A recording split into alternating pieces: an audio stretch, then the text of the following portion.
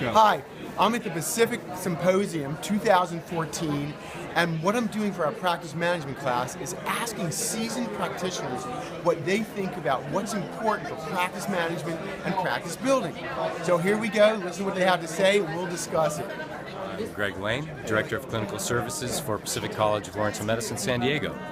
What I would share with you is once you find a place to practice, and you know that's the place that you want to be, show up there every day and spend the time, put the time in, 8 hours at least, whatever you want to, whatever your day looks like. Is it 8 hours, 5 days a week? Is it 10 hours, 4 days a week?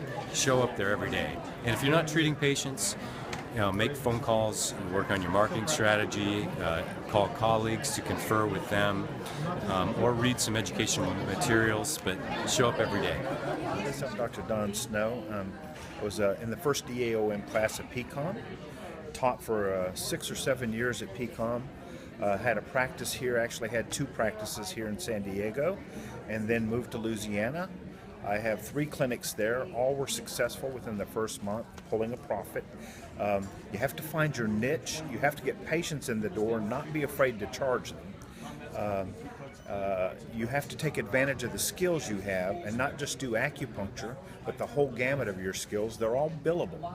And when you bill physical medicine and acupuncture together, my average payment from billing insurance is $250 to $300 a visit. I see 25 to 30 patients a day. You can add it up yourself.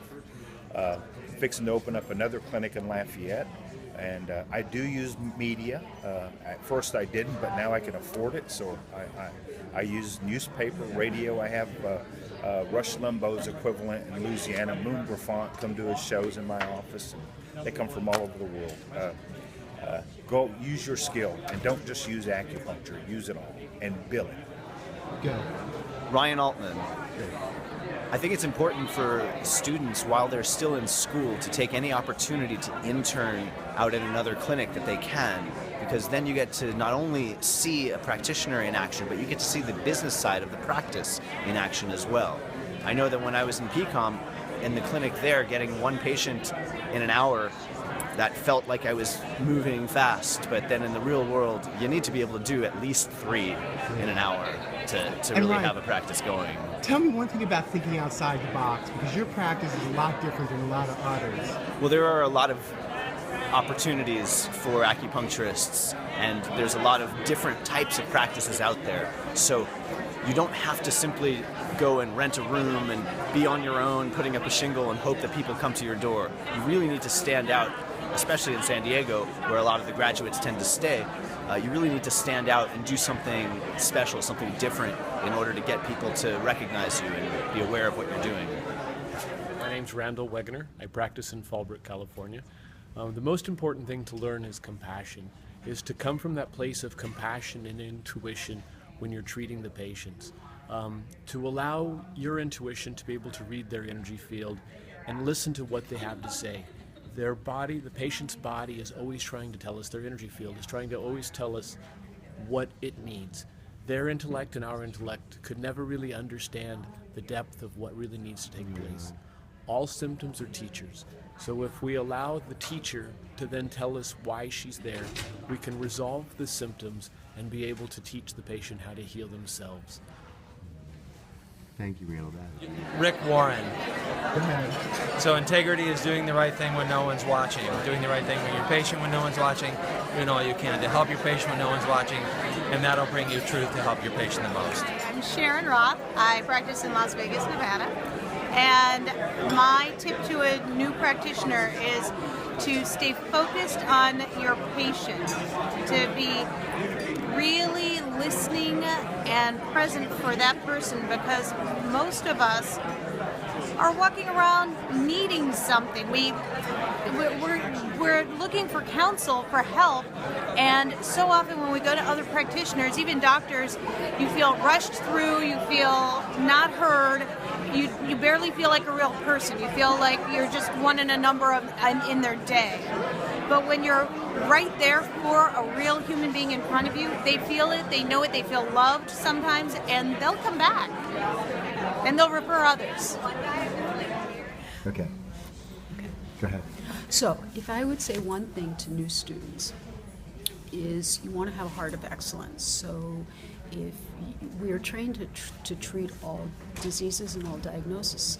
However, you may have a heart for one particular aspect of Chinese medicine. It might be pediatrics, in my case it's sports medicine, it might be digestive issues, it might be infertility. But one thing that I would recommend is follow your heart. It's not about specializing so much as it is about doing where your heart is sending you to heal a particular type of person, and do it with a high level, high standard, high excellence. Really shoot for excellence.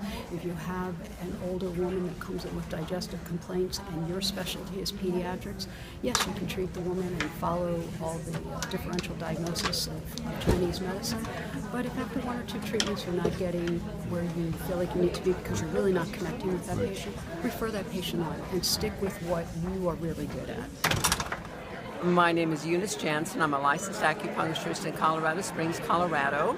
And my advice to new practitioners, recent graduates, about to be graduates, is develop a business head on your shoulders. If you need to, watch Shark Tank. Watch Shark Tank on television. It's business. It's helping people, yes, but in order to be truly successful, the business end has to be strong as well. Okay, great. Hi, my name is Yvonne Negron. I graduated from PCOM in 1993.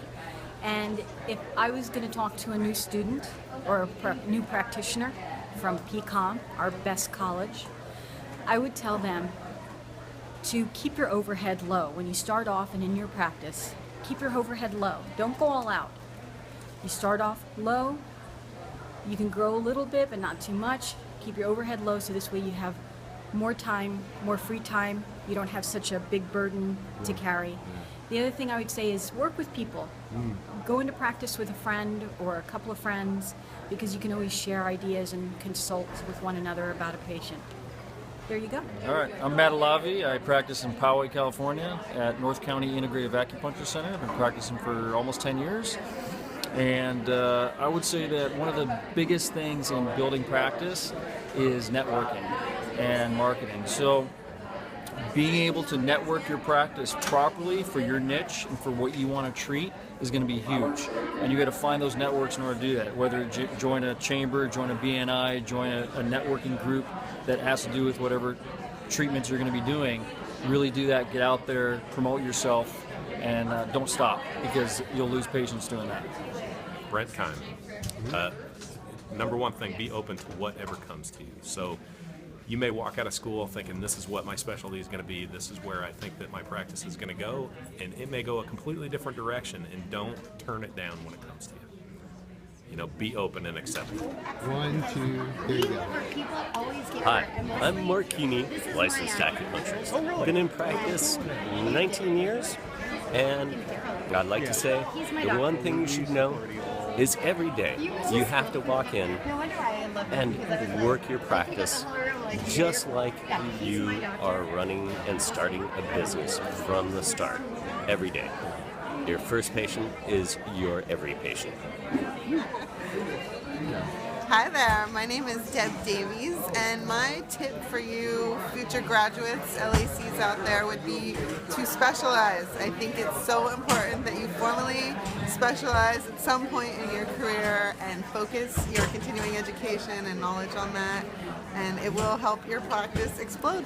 That's my advice. Thanks.